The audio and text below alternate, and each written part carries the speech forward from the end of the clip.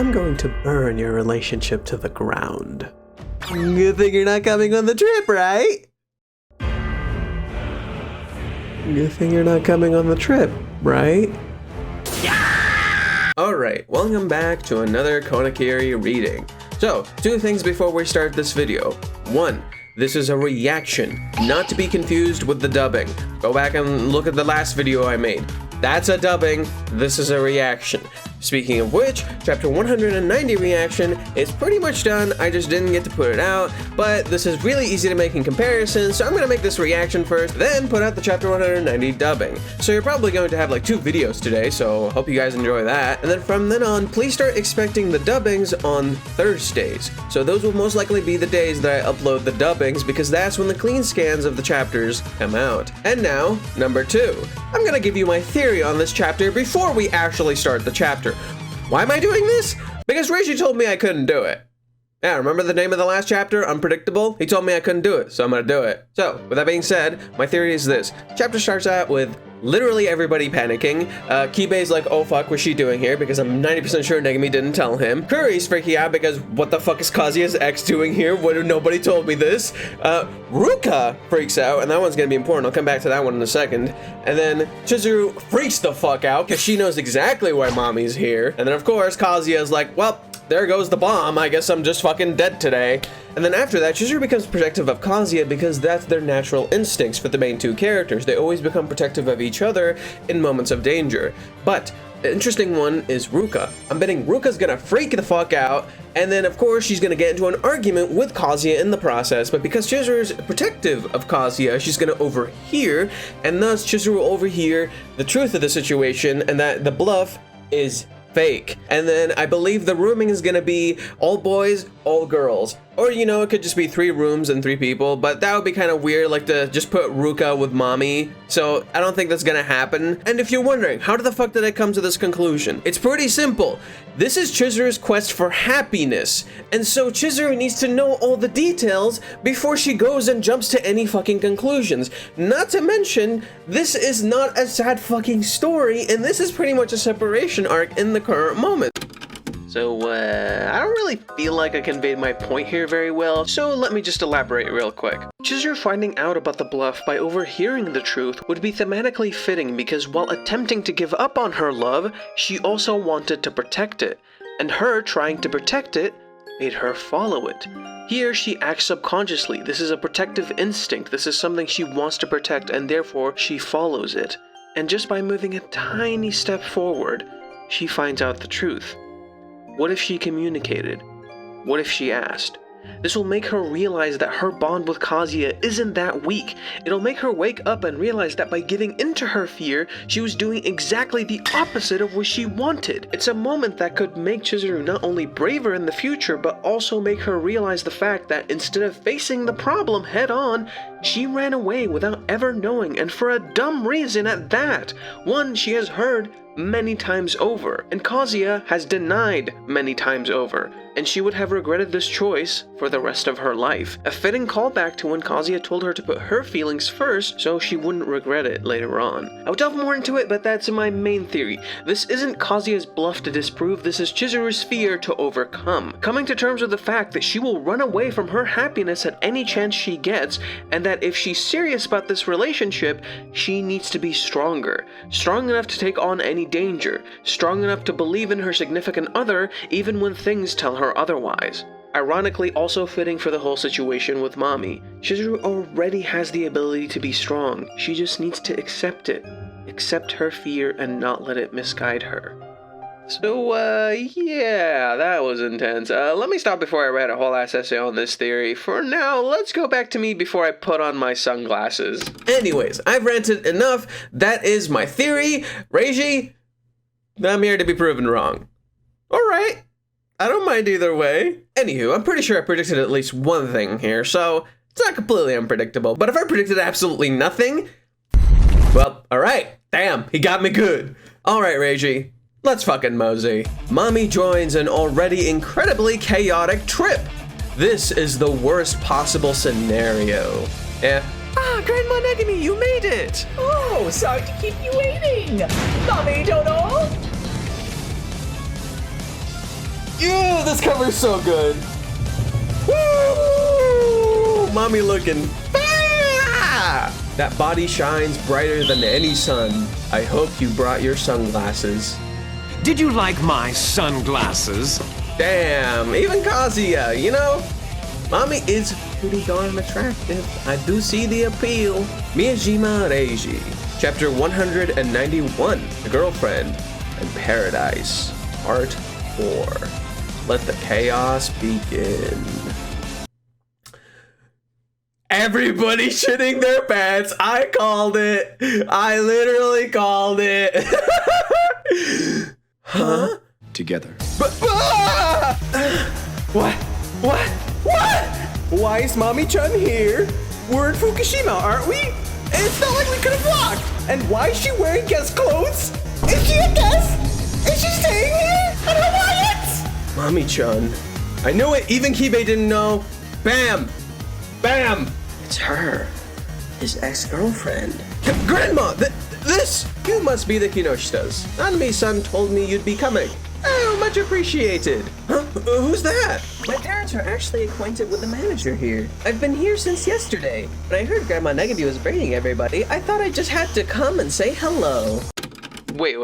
Hold the phone. This guy's actually talking about Mommy's family here, which means Mommy's family's actually really connected, which means Mommy's probably actually kind of loaded. Mommy's family kind of lets her do what she wants to do. Is Mommy secretly rich? Is Mommy secretly kind of rich and her family just has too much control over her and that's kind of why she is the way that she is? Is that what's going on? Her family just has a lot of control over her and then they're forcing her to do things, but they kind of let her run around because they know in the end she's on a leash. Interesting. This could be a hint at Mommy's future development into who she is, because if she can just waltz into the most famous resort like it's fucking nothing, then that's saying a lot about her family's connection. And that could be foreshadowing into Mommy's past. So we are getting clues. Anyways, back to me panicking. The manager? Since yesterday? It was a nice little surprise. I guess she was already planning a trip here. I told her she's more than welcome to spend the time with us while we're here. It's embarrassing, but this is an awfully large group. I'm gonna have to look into getting a small discount. So she is separate. She is separate from them. All right. Good. This actually works a lot better. It keeps the continuity with Ruka in control, and it keeps the focus with everything going. Good. He found a nice fucking medium. Thank God. She was already planning to come? Mommy-chan's joining us? Oblivious. Grrr. You have failed me for the last time. What is this? A coincidence? An accident? A twist of fate? Yes! No, there's no way!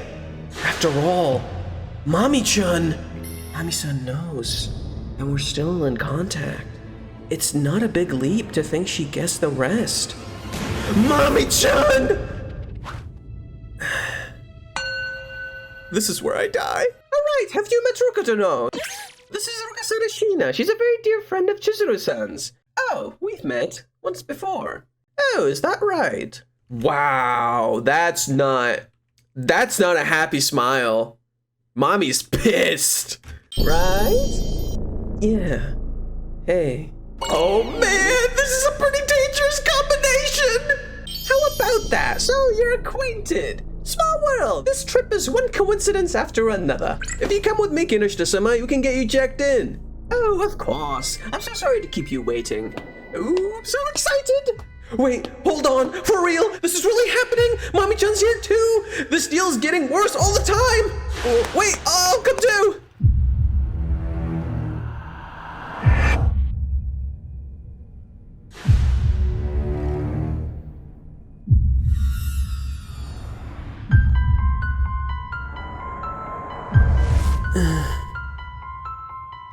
How about you and I bring an end to this? All of it. Sort of, shocked seeing you here, Mommy-chan. Sorry for the surprise. I'll save you from Kazuya.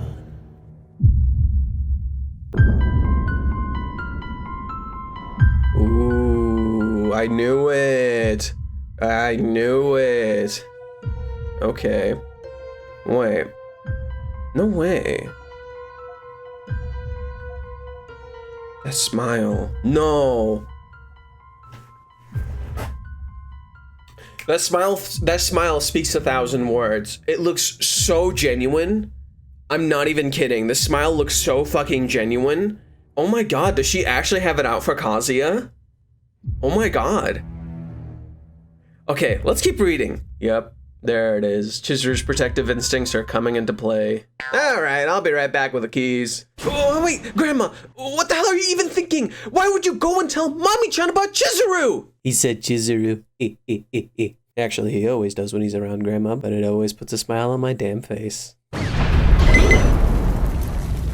Wait. She's mad. Why is she mad? Huh? Why is she mad? What the hell are you thinking, huh? I'll have you know Mommy-chan was the one to bring her up!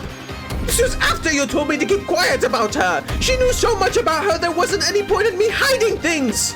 I knew it. I knew it. Literally what happened in the phone call.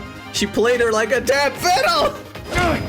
Oh my god, she's fucking going at him. And she told me everything, like how Chizuru's son is an aspiring actress, and how you collected money to film a movie. What? Just how many secrets have you been keeping? Apparently you're all good enough friends to be at the beach together, isn't that right? Yoshike was even there, so why start keeping secrets now? She's my own grandson's fiance. Do you know how mortifying it is to get all this info as a surprise? I can't believe you never said anything. Since when is she my fiance? And another thing, if you needed money, why did you come to me? I would have just cracked open my pension. That's exactly why I didn't. Well, going to such pains for Chizuru-san is commendable, but the 3 R's of business, report, remind, review. Neglecting that serves no one.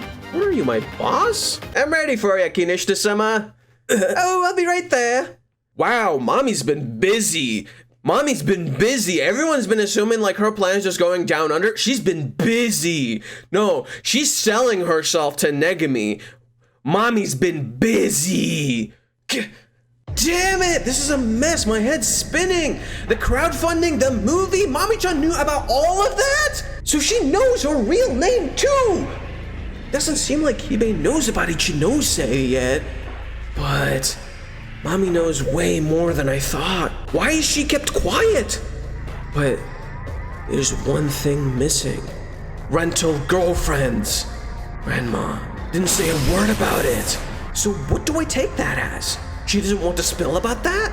But I'm pretty sure she doesn't approve of our relationship. I'm just a teeny bit fed up with it all. Whoa, what is that Kazuya face? He's been doing a lot of weird Kazuya faces lately. Like, he looks way too manly here. I don't know if Mommy-chan being here is a coincidence, but it's 3 days and 2 nights. She'll have plenty of chances to talk with Grandma and with Kibe. So you shouldn't lie to someone like that. If they're gonna find out, it should be from me. Yep, lies are going to be coming out this trip. I'll confess, a confession. The second I get a chance, I'll tell her. And if she shoots me down, I'll tell everyone the whole truth. Okay, I'm not gonna lie. Rachel's been doing kind of some really weird paneling with the faces lately. I don't mind it, it's just kind of funny looking. Hey God, look at that weirdo. He's probably from down south. What the hell is wrong with this trip? Ooh, wow. Ruka's been like completely shut down. Mommy's just here. I'm in control. She's probably on Twitter, just like shit talking everyone. Oh, if things been out that way. Not too bad.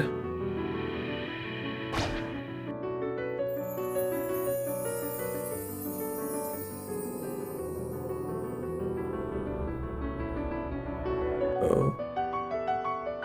Oh. Wait. Whoa. Kazuya's mom is getting some screen time? Nani the fuck? Got a minute? We need to talk.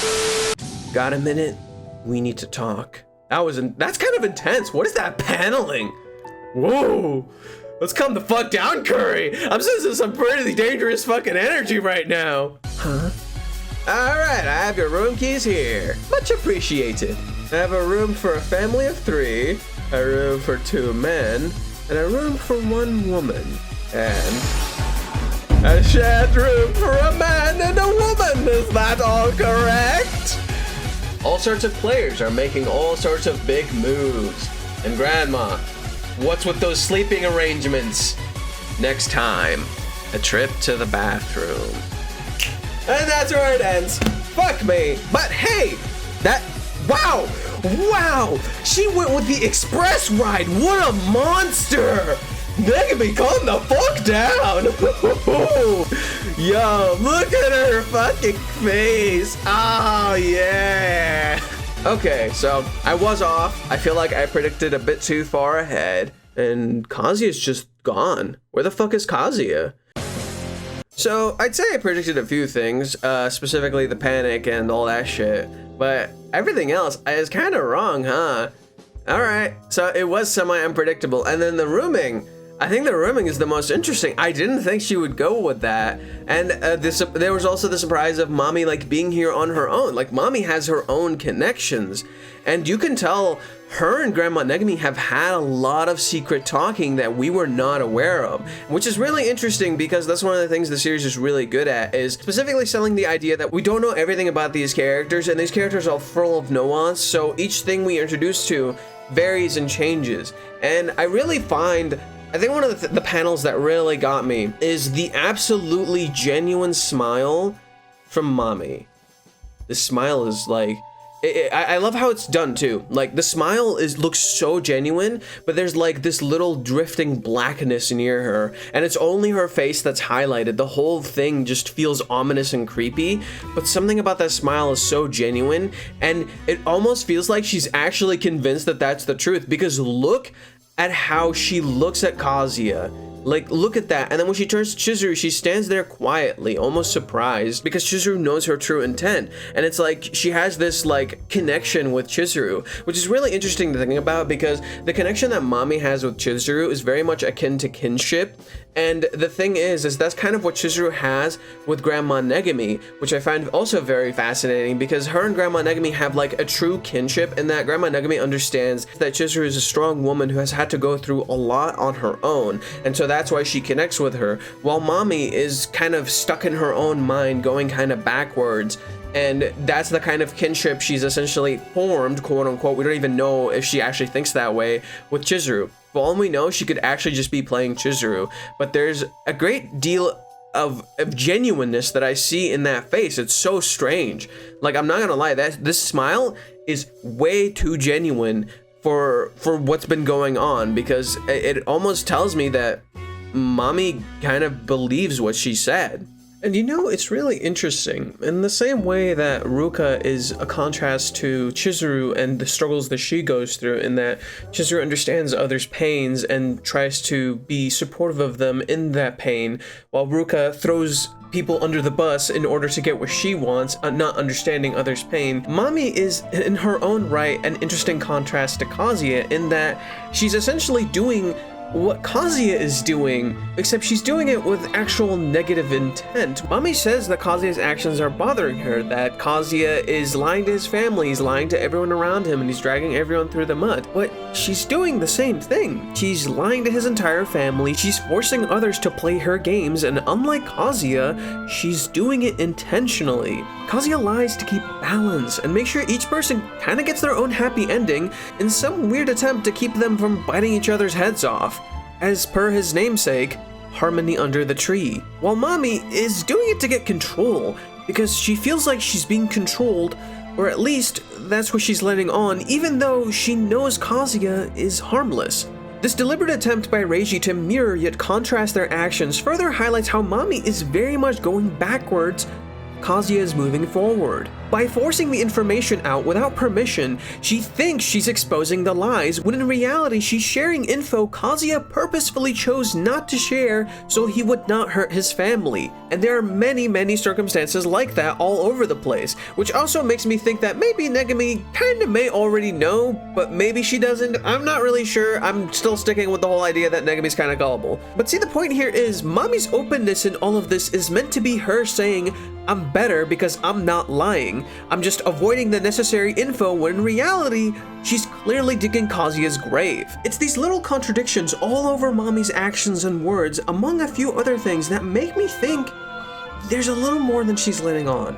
Mami has a bigger goal in mind after the lies are out. I kinda get a feeling something is not quite right with this whole situation. Hell, maybe even before the lies come out, as she clearly wants to make some sort of show of this. There's a deeper end goal, and I think it's actually to cut Chizuru out rather than Kazuya. Hell, maybe even both of them. Think about it. Why get closer to Negumi? Tell her all about her adventures with Kazuya and Chizuru, and then try to destroy her whole world. I think she's getting close with the Kinoshtas not only to tell the lie, but also to keep them on her side, so they believe her. She shared all the info and Kazuya didn't. He's a traitor, and Chizuru is a liar.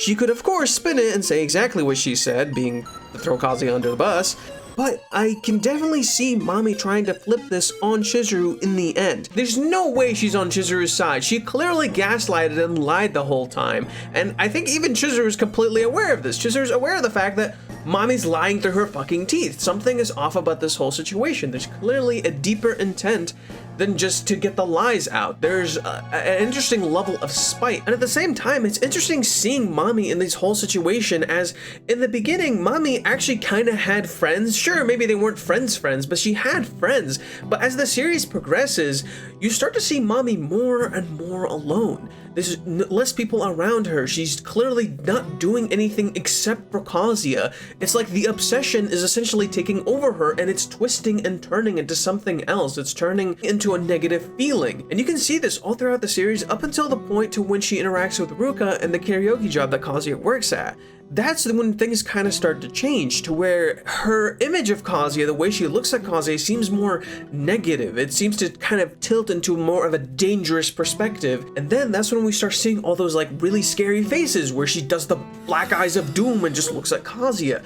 Those interactions start happening more after that point, and I think it's just because she's become so obsessed, she's so involved in his life, that she's tuning out everything else. She's losing sight of herself. In a way, it's rather akin to Ruka in the sense that Ruka is also losing sight of herself. Ruka is also falling down kind of a negative path. It's just for Ruka, in the end, she's not inherently a bad person. She's just a misguided kid who doesn't quite know the gravity of her situation. While with Mami, it's more of a different thing. We don't really know Mami's character. We don't really know much about her. We just know she's possibly not a bad person. However, she clearly takes very bad actions. And so you get to the point where you start wondering, when is it insecurity and hesitation, and when is it just outright trying to do something really bad? And now it's all a matter of figuring out what's up with Mami, what's going on with her character, and what are all these clues that we keep getting? Because I could definitely see a narrative to where she thinks Kazuya is lying to her, yet at the same time, I could definitely see a narrative to where she doesn't think that, and in reality, she's just really spiteful and wants to throw them under the bus. And I think another factor too is Mami has nobody to share this with. Mami has nobody to talk about this with, unlike Kazuya and Chizuru, who have people to talk about with their feelings, specifically each other. While Kazuya has like Sumi and Yamori, Chizuru has Kazuya and she can talk to him, and she had Grandma Sayuri before. We don't see anything like that with Mami, ever. Never. We never see anything like that with Mami. The best we got was Kibe scolding her, and even then it didn't get through. And that's why I think Kibe will very much be relevant in this whole arc, specifically for Mami's character, as, if you've noticed, we've seen them interact more and more in this whole situation, and it almost seems like, to Kazuya, Kibe is a wingman who should be watching out for Mami and giving him information. So I could definitely see Kibe functioning as essentially a way to not necessarily restrain Mami, but more so to be essentially a guide for her. Like, his crazy will balance out her crazy, essentially. Kibe will essentially function as Chizuru for Kazuya in the very beginning, and so try to guide her back into the correct path. And I think maybe at some point, maybe when Mami's about to win, essentially, and she inevitably loses, because that's gonna happen, unfortunately.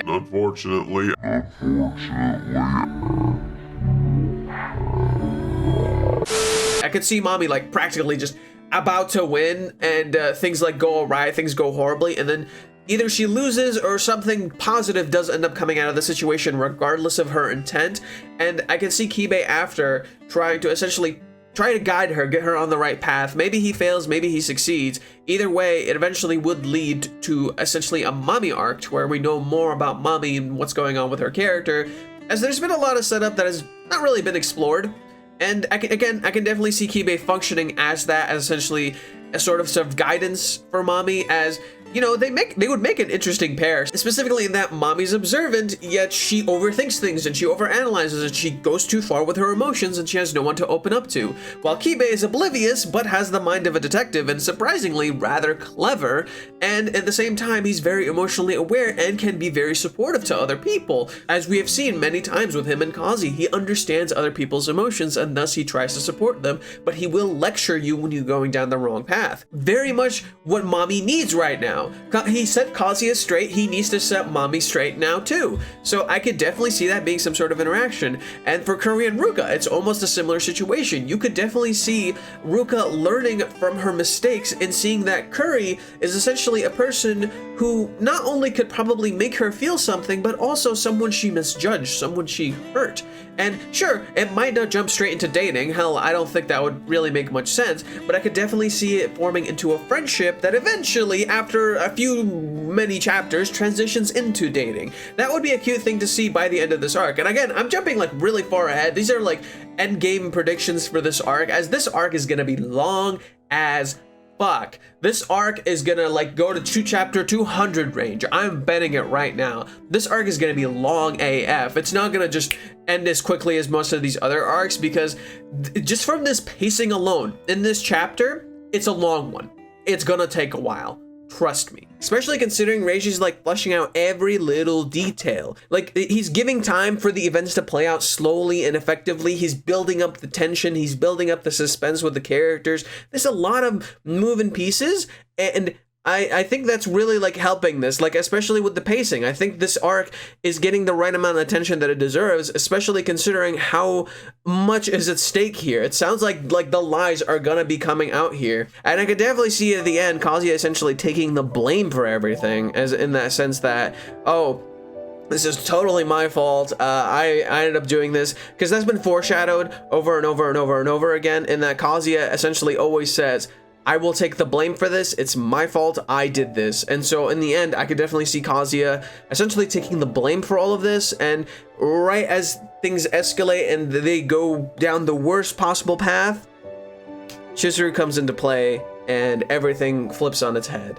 And essentially, we go down a different route, a route that's unexpected, a watershed, if you will. One of the deeper themes of Rent-A-Girlfriend is definitely mutual trust, and this arc is definitely playing on that theme. In fact, I dare to say this arc is putting this theme on the test, testing their relationship for real.